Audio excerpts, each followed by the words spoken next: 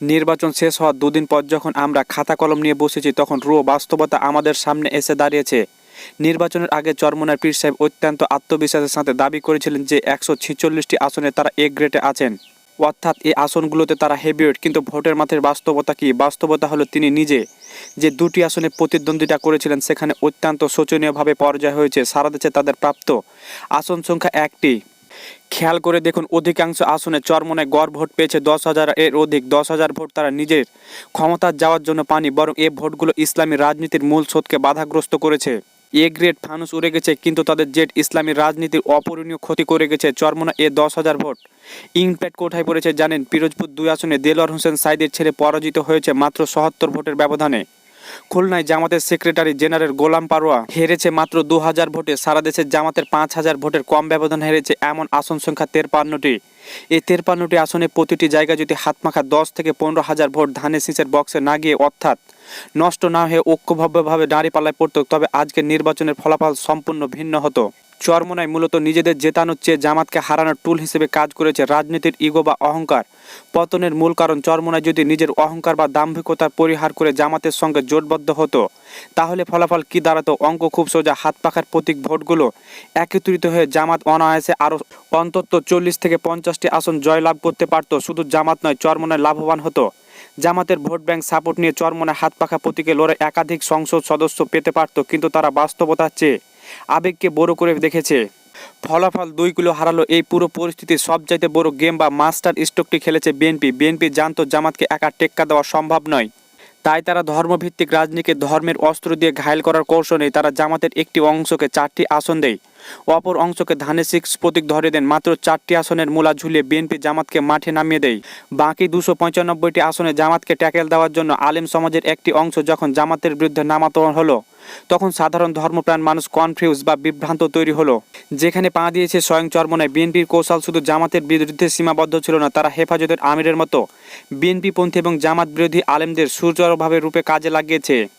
নির্বাচনের ময়দানে যখন নীতি ও আদর্শের কথা বলা হয়, তখন এই আলেমের জামাত বিরোধিতা মূল ইস্যু বানিয়েছে। বিএনপি খুব ভালোভাবে অ্যান্টি জামাত সেন্টিমেন্ট ক্যাচ করেছে। ধর্মপ্রাণ মানুষের আবেগকে ব্যবহার করে বিএনপি জোট ভোট বক্স ভারী করেছে।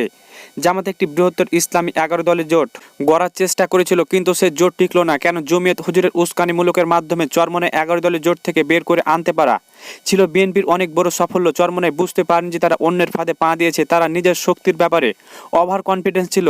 বিএনপির ফাঁদে পা দিয়ে তারা ইসলামী ঐক্য ভাঙল, নিজেরাও রাজনৈতিকভাবে দেউলিয়া হয়ে গেল। যে জমিয়তকে বিএনপি জামাতের বিরুদ্ধে ঢাল হিসেবে ব্যবহার করলো, তাদের প্রাপ্তি কি? 0 বা 0। বিএনপি জমিয়তের একজনকেও জিতিয়ে আনতে পারেনি। ভোটের রাজনীতিতে একে বলে ইউজ অ্যান্ড থ্রোলি। কাজ ফুরিয়ে গেছে। এখন জমিয়তের আর কোনো ভ্যালু নেই বিএনপির কাছে। এ ঘটনা ইসলামী দলগুলোর জন্য এক চরম শিক্ষা। আদর্শ বিসর্জন দিয়ে অন্যের ক্ষমতা যাওয়া সিঁড়ি হলে দিন শেষে শূন্য হাতে ফিরতে হয়। কেন্দ্রীয় নেতারা ইগো নিয়ে বসে থাকলেও তৃণমূলের নেতাকর্মীরা ঠিক বিষয়টি আগেভাগে বুঝতে পেরেছিল।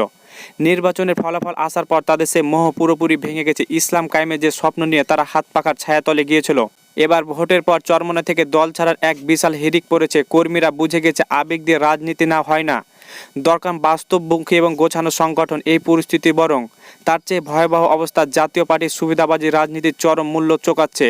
তারা আওয়ামী লীগের পতনের পর জাতীয় পার্টির যেটুকু অস্তিত্ব ছিল এই নির্বাচনে তা পুরোপুরি বিলীন হয়ে গেছে। তাদের না আছে কোনো আদর্শ, না আছে কোনো শক্ত নেতৃত্ব। সারা দেশের কর্মীরা এখন চরম অস্তিত্ব সংকটে ভুগছে। ফলে তারা দলে দলে জামাতে যোগ দেওয়ার চিন্তা ভাবনা করছে। সারা দেশে চরমোনাইয়ের মন ভাঙন হওয়া কর্মীরা এখন জাতীয় পার্টি ছেড়ে দলে দলে মানুষ এখন জামাত ইসলামীতে যোগদান করছে।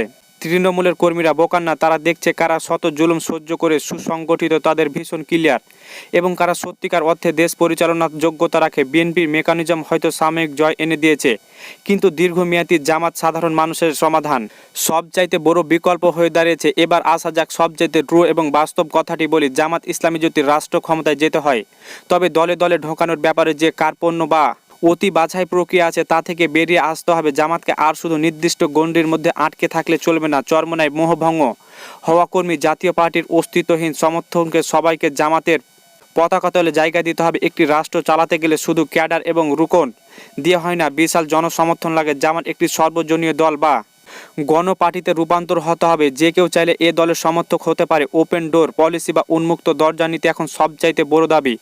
অনেকে প্রশ্ন করছেন বিএনপি এত সিট কিভাবে পেল? উত্তরটা খুব সোজা, আপোস। বিএনপি এবার ক্ষমতায় আসার জন্য এমন কোনো কাজ নেই যা করেনি।